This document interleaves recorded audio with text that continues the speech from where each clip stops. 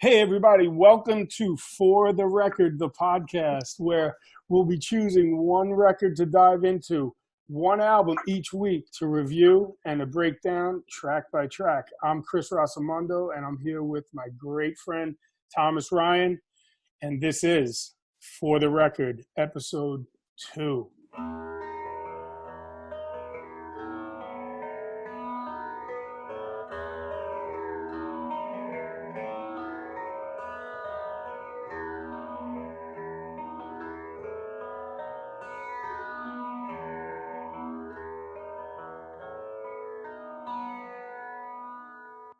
What's going on, Tom?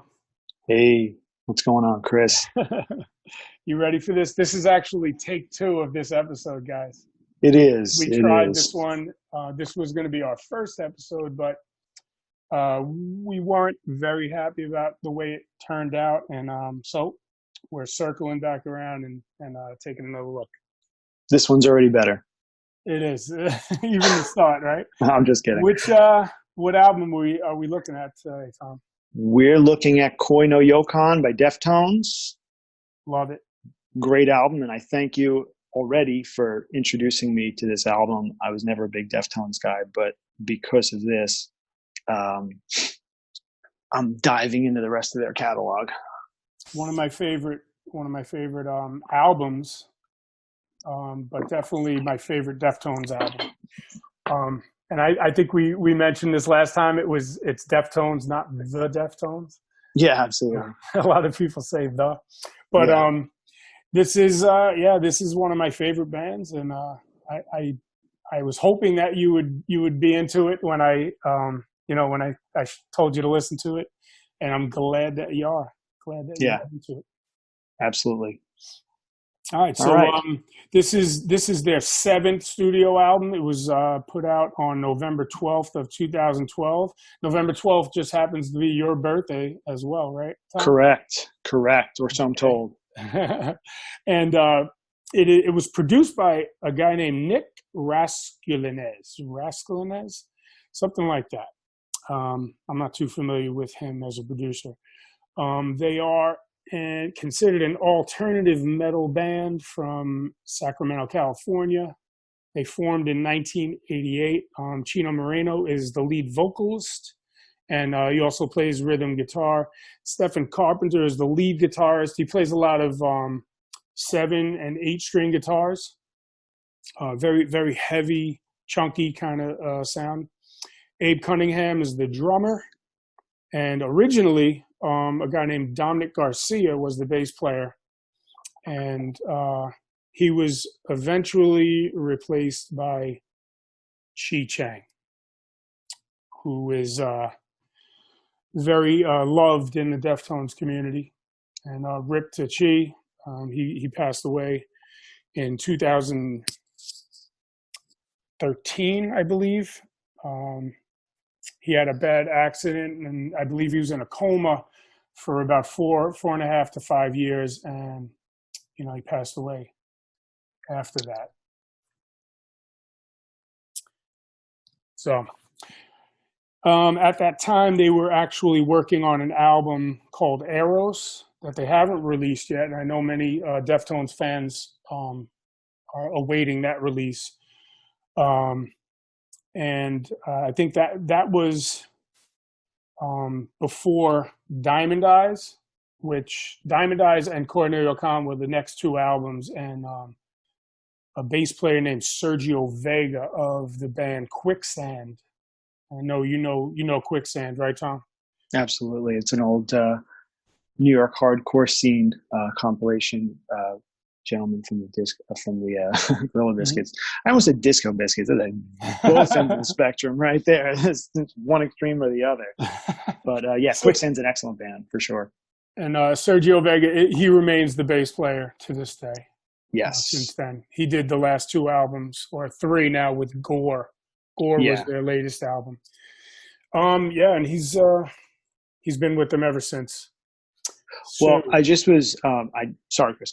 Yeah. I just was reading about Nick Raskulinecz. Okay, go. And he's got a pretty decent track record. He started out in about 2000, and he's produced everybody from the Foo Fighters to Rush, Stone Sour, Hold Steady, you know, just a pretty diverse too. Bunch of really, really good albums. So, you know, that's a nice little nugget for his resume, I guess, you know? Sure. All right. So, Koi no Yokan. It is, Koi no Yokan is a Japanese phrase. It's loosely translated to be love at first sight, which I think is pretty cool. So, again, like I said, my favorite album by Deftones. And what do you say we jump in? Absolutely. It's got the little, if you go on the Wikipedia page, it has the little symbols. Yeah. The Japanese symbol. That's pretty cool. Nice. I'm sure millions of people have that tattooed on them already. Yeah. Like, I'm sitting here thinking to myself, oh, that would make a nice little tattoo. Like, I'm the first person ever to think of that. Deftones fans, if you have that tattoo, leave a comment below. Non-Deftones fans too. Yeah, any. We don't discriminate. Okay, the first track, the opener, Swerve City. It's just a banger. Rocks. You know, it's an amazing song, especially to open the record with.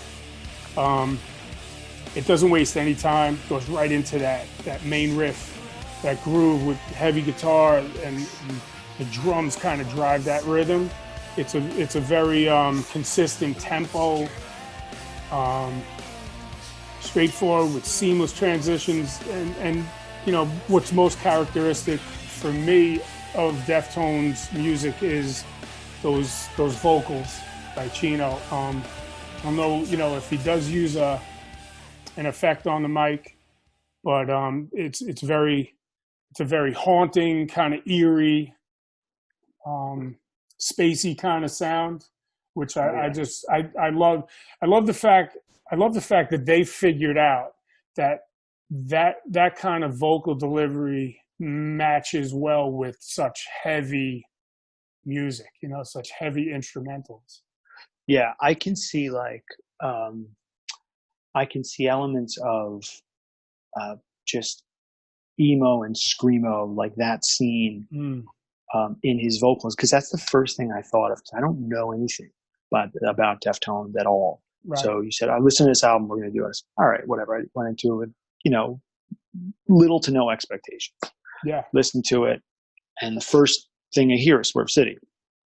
So the first thing that hit me is I'm a huge fan of good old Jersey emo, and it hit me as a song. What are some other bands? What are some other bands? Some emo bands that you would? Well, one of the bands that kind of reminded me of was a band called The Early November. They're out of New Jersey, South Jersey.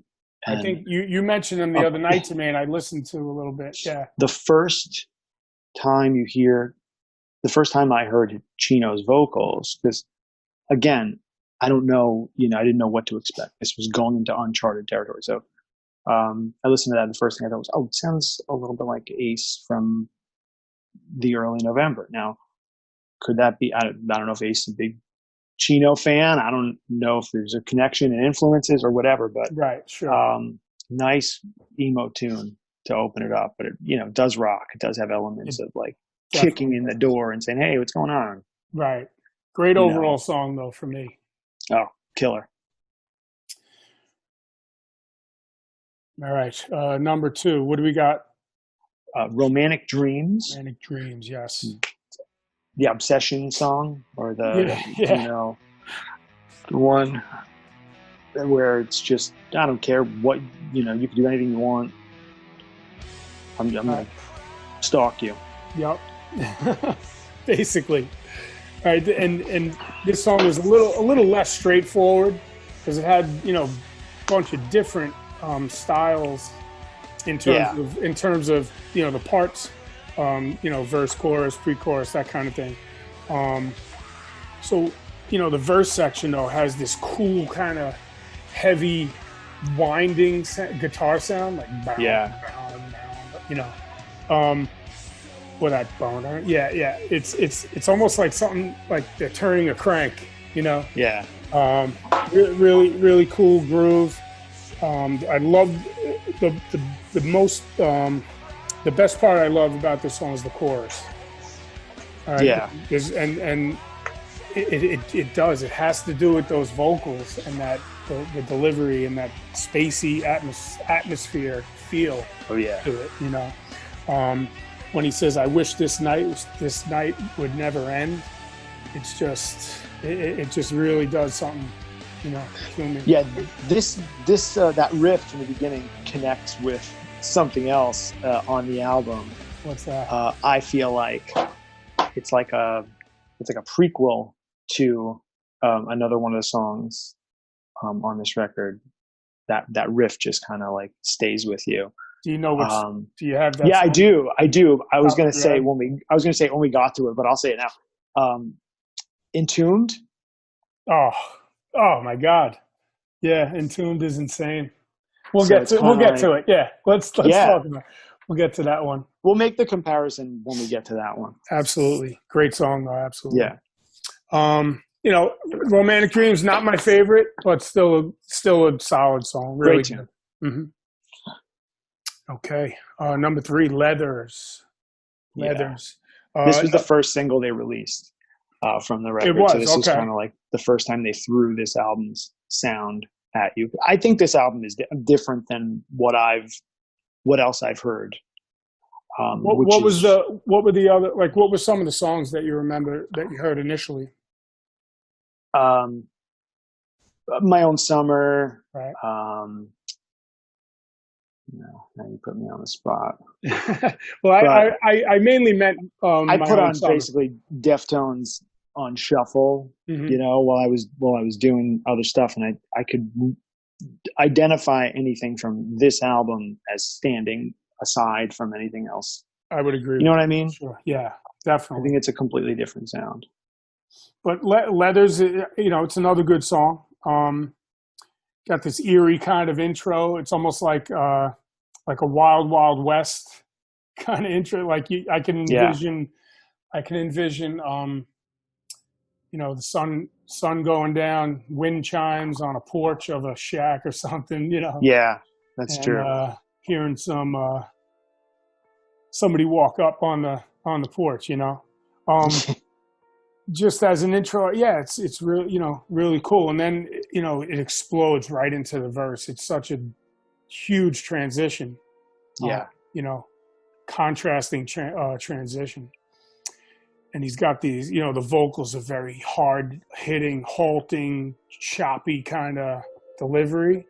You know, it's different. You know, it's different than the first 2 songs. Yeah. The pre-chorus and the chorus are the best parts for me. Again, you know, and you guys are going to hear me repeat this you know, about this spacey vocal sound, which just grabs me so much. It's just a, you know, haunting, eerie kind of feel, and I think it just goes so well with, you know, the instrumentals.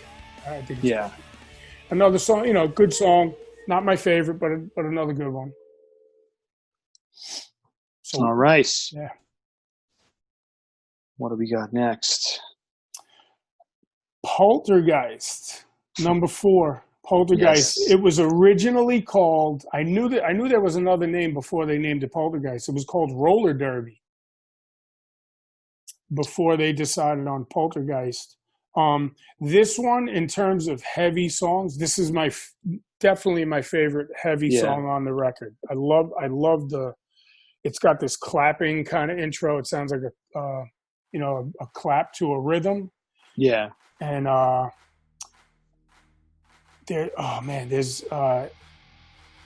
it's just very hard hitting. It's very dynamic in the way the parts are so different. When, you know, even the vocal, when he says, you know, come on, just say it. It's just so intense. And then that part actually jumped out at me too. And right, when that vocal, right? Yeah. Oh yeah. And when he says drives me wild at the end of the pre-chorus to go into the chorus, it's what makes and I think this is what makes it work in terms of the vocal style and the heavy music, the heavy instrumental. He crosses those vocals over into each part because it's drawn out, and it's kind of like it kind of fades into the next part. So like when he says "drives me wild" and there's like a delay on the vocal going into the chorus, and there's this like descending guitar riff. It's just amazing. That's why I love this song so much. It's those little parts. You know what I mean? And it's such a great song lyrically too. He's unbelievable, Chino, with his imagery and every aspect of his lyricism. There's a lot of people that don't really, because he's not a classic singer. You know what I mean? He has this very unique style. So they say, "Oh, he's not a great singer." I think he's a great singer. He's got a lot of dynamics in his voice. He can go from very whispery to screaming and high melodic. But he gets this is a pretty like he's pissed. He's calling her out basically in the tune. Yeah, oh for sure. It's so great. Saying you are so fond of just putting up this front and fucking dragging people around by their heartstrings, and he's calling her out on it. It's great. Good stuff. That's what I got out of it anyway. Excellent. Yeah.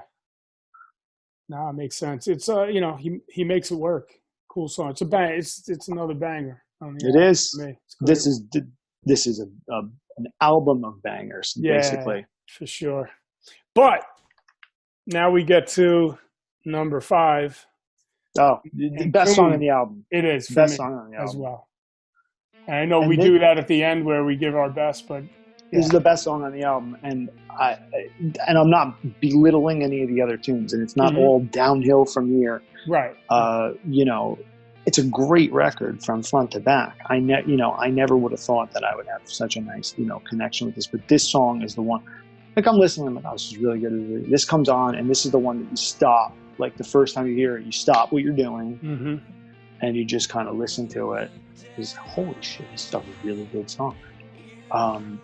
It's awesome. It's about it's him basically saying he'd do anything for his kid. It's a father's song, and it's really very, very poignant. And it sounds like it. You know what I mean? It has that feel. It's such a beautiful song to me. Gorgeous. Yeah. They got this tapping guitar intro. Oh yeah. I know Stefan. He does that tapping style on that, and it's not just the intro. It's played throughout. But that's the lick that I'm talking about. That is reprised now from Romantic Dreams. It's so similar. I feel like there's some connection, or they were written in the same session or something like that, because they're so, but they couldn't be further apart from meaning. Total and the total instrumental sound. It's totally different. But no doubt. I get what you're saying. That intro, that guitar part, that tapping guitar part is so melodic. It's so beautiful. And again, the vocals are just, he knows where to go with these melody lines. Somehow, like theoretically, it probably wouldn't work. You know what I mean? If a master, musician who studied theory for 20 years, he'd probably say, nah, that doesn't, that doesn't go well there. And I don't know, man, Chino, he has that instinct. I think he just, he knows where to go with these melody lines. It's pretty amazing. Yeah. I looked up Stephen Carpenter's guitar rig. Stephen Carpenter's guitar rig.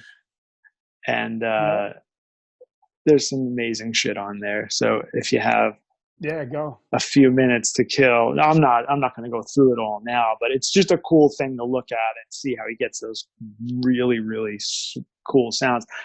Look, I'm not going to lie, most people aren't going to be able to shell out the dough to have the exact same setup, but sure, it's very, very cool. And I actually learned how to play that part on an acoustic with the capo on the third fret. So nice. anyway, when you completed it, did you say what? Did you say, anyway, here's Wonderwall? yeah. No. And my point was, if I can do it, anybody can do it. So, okay, yeah, that's. I think we would both agree that's our favorite on the album. Yes. And I'm sorry for pronouncing his name wrong. Listen, we're learning as we go. That's what this podcast is about, right? We said it in the last one. Yes. We're introducing new music to not only each other, but whoever's listening, and hopefully you can. And we've also never done a podcast before, so this is like the first. Whatever. Exactly. But great song. Definitely, if you want to check out any Deftones song, check out "Entombed" first. That's a great one. If you played this for me before I heard anything else, I'd be like, "Oh my god, I want to listen." If this is what if that's an indicator, which it's not, but if that's an indicator to what this band sounds like, I'm in from one. So you know what I mean? Gotcha. Yep. But they do have. I mean, they don't. This is not kind of their direction. This is a little bit different. It's a little more. It's really melodic as opposed to just heavy banging. Yep. Yeah. And I don't mean that in a bad way either. No, I love melody, man. Like when people talk, lyrics and it's melody for me. That's what grabs me about music. So, Graphic Nature, number 6, really, really great song. Mm-hmm. I think this is a really good one. It kind of reminds me of Swerve City a little bit, the opening track. I can see that. In terms of just that straightforward tempo. It's pretty consistent, even with the transitions that, to and from different parts. It's just the tempo is very even and consistent. And, the vocals are always great. And, Chino always throws in those, woo, those are, when he does that, that's another great aspect of his singing. Yeah. He knows where to place those things, and it just adds some punch to it. And this is just him basically trying to open up somebody that's got walls up. Yep. Which is really, really cool. Graphic Nature. Mm-hmm. I like that. Good stuff. So this is a good tune. That goes into Tempest. Now, I know a lot of Deftones fans. A lot of Deftones fans love this song. It's not one of my favorites. I got to be honest. Okay. And I know you mentioned while we were preparing for this, you mentioned that Tempest was one of the standouts for you. Does that still hold true for you? Yeah, definitely. This is a good one. I like this one. So I mean, it's a good song. Like I said, not my favorite. It's got this quiet, kind of suspenseful intro to it, with Chino singing in the intro. Leads into a heavy verse part, consistent tempo, which I do like that part of it. And then it's just not one of my favorites, but a decent song for me. And that's, again, it's very subjective. People have an opinion, and we go with it. This is their most successful single on the U.S. Hot Mainstream Rock Tracks chart. Whatever that. Well, Change in the House of Flies was number 9 in 2001, and this peaked at number 3.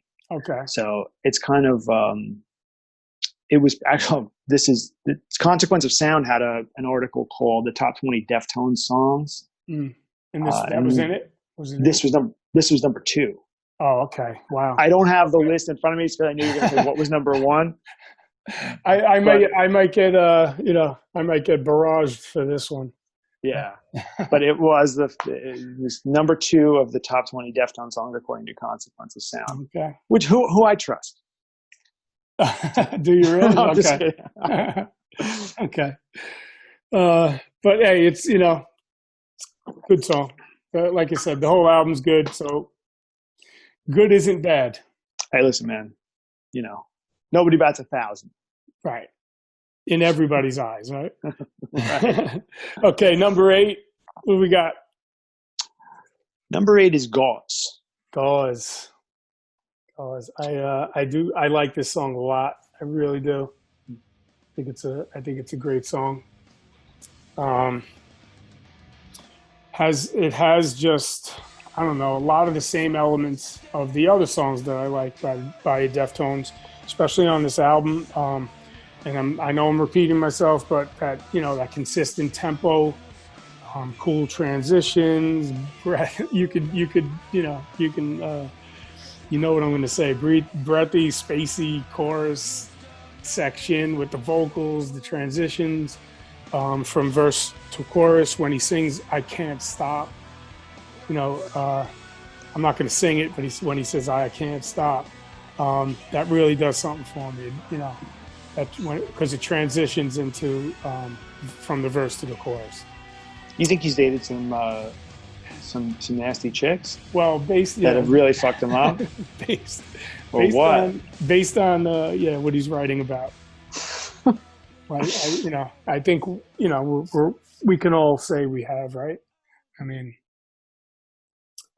I have no comment. It's cool though. There's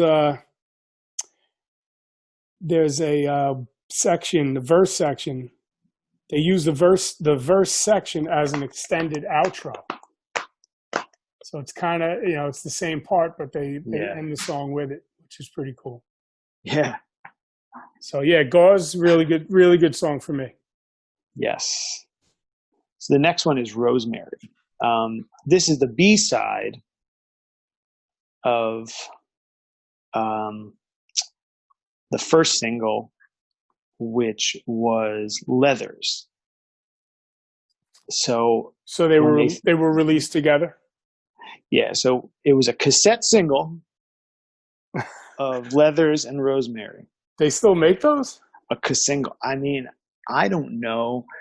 It's 2012, and I'm looking now, and the iTunes single was Leathers, but then the cassette, it says cassette single, right. Leathers, and then the second track is Rosemary. So I remember going into like Sam Goody in the 90s and pulling single cassettes off the wall. Here you go. I know, I worked at Sam Goody. It was a disaster. The cassette single was available at the merchandise stand for the first 50 fans at each stop of the tour who pre-ordered Koi no Yokan. All right, so it's a collector's item, like a vintage collector's thing. Yeah. Yeah. All right, that's cool. Hey, that's cool. And then everybody had to go to Urban Outfitters and buy a cassette player.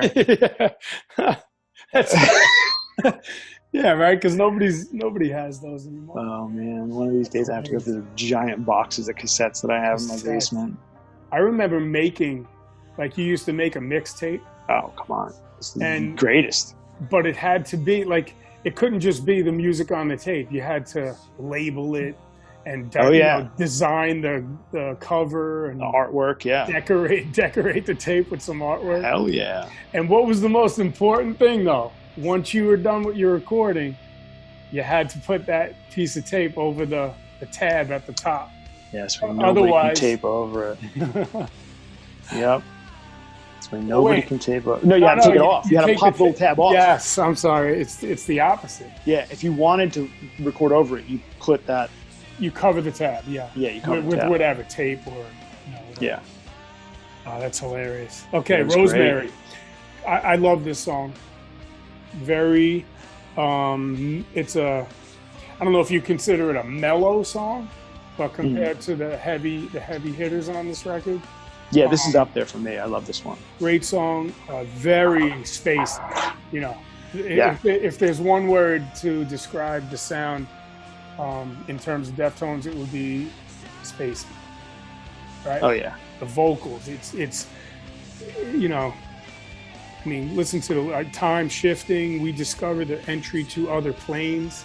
Hell yeah. Right, stay with me as we cross the empty skies.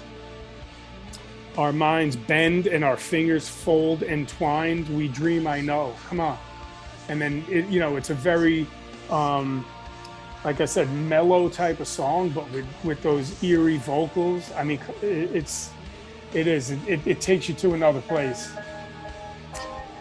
Yeah. I mean, I'm playing it right now. I hear you. The intro alone. Sorry, it's so unprofessional. I might as well be eating on the air. Yeah, this is an unbelievable song. I like it. Great tune. Yeah.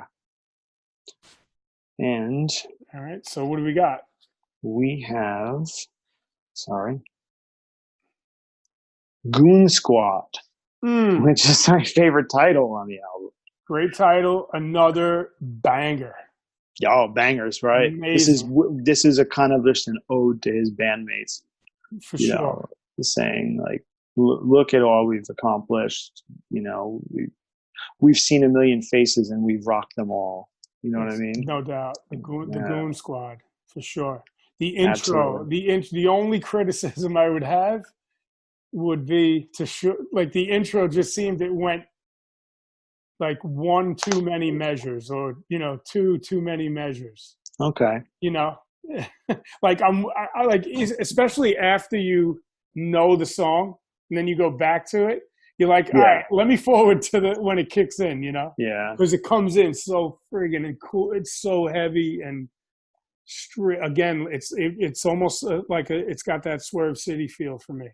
Yeah. And I also just love that there's the connection to hockey is the Goon Squad is the fourth line that just goes out there and knocks everybody on their asses and fights and all that shit. The Hanson brothers from the Hanson brothers.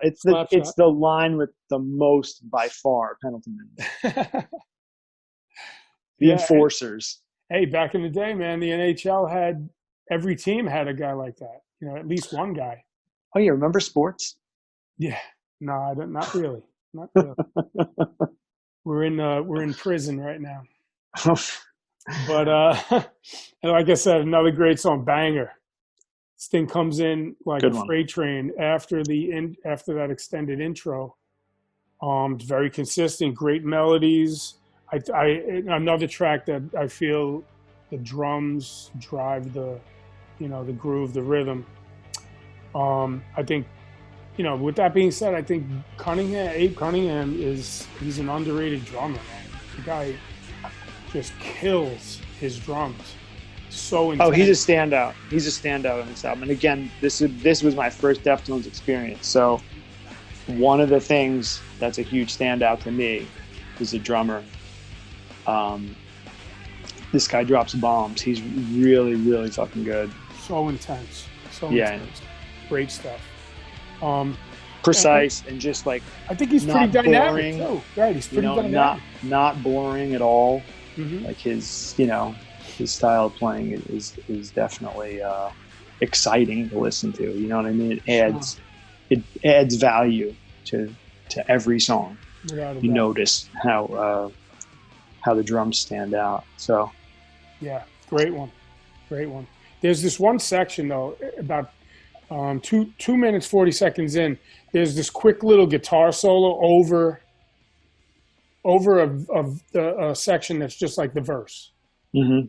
And I don't know, it was really cool. It's a really cool, I guess you'd call that a bridge. It was a cool way to break it up a little bit because it is so consistent, the groove and the tempo of it. And I just think, again, the vocal delivery is awesome. Yeah. I'm a big Chino fan, man. Yeah, I'm getting there. I definitely am. I appreciate everything that he does. If you look at his influences growing up, Michael Jackson, Prince, the bands like The Cure, and stuff like that. I mean, yeah, You wouldn't think, right? I don't Well, know. I mean, The Cure is kind of evident because he's got a kind of, emotional Yeah, gothic the kind of emo vibe gothic kind of to thing, his right? stuff. But you know, I mean, if I totally get it. Anybody that sings is influenced by the greats like Just the, Michael Jackson just great and singers, right? Prince Hmm. and Otis Redding, and of Well, course you're influenced by those guys because what those guys did is perfection. So right. it's tough to not look at that and take something away from it and say, okay, I want to do it more like this because that's What's the pretty cool though is that you know the music itself couldn't be any different, yeah than Michael Jackson stuff, even Prince's stuff. yeah But you know, if you I'm sure Chino has brought it up in interviews and stuff. Only he can explain, how and how he, sure puts it into his own music. yeah But he's unique in his own right. So, and I have a feeling he's influencing a lot of young musicians these days. no doubt. All right, so last track on the album, definitely one of my favorites on the album. Actually, one of my favorite Deftones songs, in all. It's "What Happened to You," and this song it actually has some personal meaning for me, because it just reminds me of my brother. My brother passed. He was a firefighter that died on 9/11, and just listening to this song, it sounds like it was written for him. And God, it's and I know we spoke about this. It was most likely written for Chi, right? Yeah, that's kind of what I got out of it, knowing what I know about the Deftones and you know and just kind of reading the lyrics and kind of making Yeah, the connections there. It seems unanimous that everybody feels that right. this was written about Chi, but it's a But tragedy, and they were so close. and everybody That's can what it relate. is. It's something that everybody can relate to. So you can, Yeah, you know, they lost somebody close. losing somebody, close that you had a strong bond with. Um, and just overall, I just think it's a beautiful song. It just With hopes to see them again. right, That's right. it It leaves leaves it it open. kind of it leaves it open if you want to be hopeful. If you're a glass half full guy or Right. gal, you Like can the look at the, it like op- the that. opening line, in the winds of your cape, I've sailed with you from the shore to the gates. Yeah, So like it's a journey that you're on with this person, even though they're gone. You know what I mean? Like you went, and I'm with you still. And yeah, I think it's such a special song, it's great. and I think musically there's kind of a metaphor, right? And I know I mentioned this to you in the verses. There's this alternate picking on one Yeah, string of the guitar, and it sounds like, and I think it's definitely muted, so it sounds like it's a clock ticking, you know. So yeah, and the song is about somebody passing on and moving on. So it might be metaphorically that hey, clock's ticking, dude. clock's ticking, time is short. Yeah, So make the best of what you have, and I just think this is an amazing song. There's one part in the song, at 2:45 specifically, where he says the night belongs to you, and yeah, there's some he just extends the last word you, and it's an amazing soaring feeling. we have liftoff at that point. Yes, Yeah, it's no doubt. unbelievable to me. And I know it's not just the vocal doing that. It's like a climax, I guess you could call it, of All right, take it the easy. It's a kid's show. earmuffs and of the instrumentals. It's like a crescendo. Is that the word? Yeah. It just explodes, and it's amazing. I said explodes too. Take it easy. I'm crushing the. I'm killing this part of the You got to get out of the house. show here. Quarantine's almost over.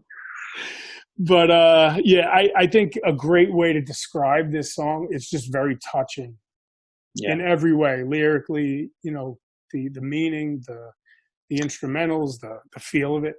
Well, you could tell it came from a place of being really heartfelt, and they traveled the world with this guy. And Chino specifically, obviously the whole band, but I believe Chino wrote the lyrics. Yeah. And, he traveled the world with this guy. They did everything together. They saw it all. Yep. And now, he's still here to tell the tale.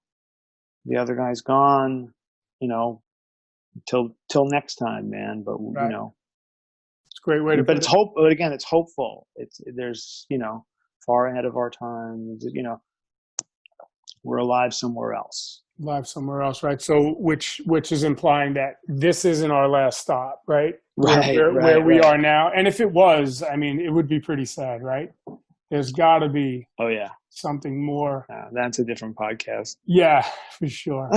Sure. I think we'll end there, though. That was a great way to end it. No doubt. Great album. I love it. Yeah, I'd recommend it. Favorite even to song? somebody that doesn't like the Deftones, anybody that doesn't like Deftones at all, listen to this album from front to back, and then tell me that you still don't like them, right. Or even if you've never heard them before, this is a great place to start. I think it is. I mean, I believe. I don't know enough about them to say like, oh, it compares like this to the other. Like, this is the only full album I've listened to by Deftones. Okay. I love it. And when we say this is a great one to start with, that's our opinion, right? Like we were talking about before with purists of bands, right? They'll always say, no, go back to the first two albums. That's when that's when they were who they were, or who they are, or who they should be, Right. And people have a problem with bands evolving and changing their sound. Do the hardcore Deftones fans shit on this album or no? No. Oh, they don't. Okay. No. Cool. There's a lot of people in the Deftones community that feel this is some of their best work. And nice. I'm sure there are some people that don't they don't feel this is their best. Like as a matter of fact, their last album, Gore, gets bashed horribly. Okay. I like it. Good? Oh, I like it. Yeah, I like it. Why does it get bashed? A lot of what's being said is mostly the production. Like, same producer or different? Probably different. I'm not even sure actually. I'm not going to say, but gotcha. Yeah, great one for me, Tom. Favorite song? I know we mentioned it before. Entombed for me as well. Favorite song. So if you guys are listening and you want to check out Deftones for the first time, or if this is something you haven't heard of theirs, start with Entombed on the album if you're just going to go to the album. Swerve City beats the shit out of you, though. I love that. I love that track, too. It's a great It's a fucking killer track. It really is. Anyway. Yeah. Let's wrap it up, sir. Okay. So you guys, for you guys listening, thanks so much. And definitely please check out this album, like we just said, if you haven't already. Let us know what you think. If you have any questions, comments, or requests, drop them below in the comments. Or if you want to reach out to us, you can hit us up at our email, fortherecord.thepodcast@gmail.com. Nice. And we will see you next time for episode 3. Peace, everybody.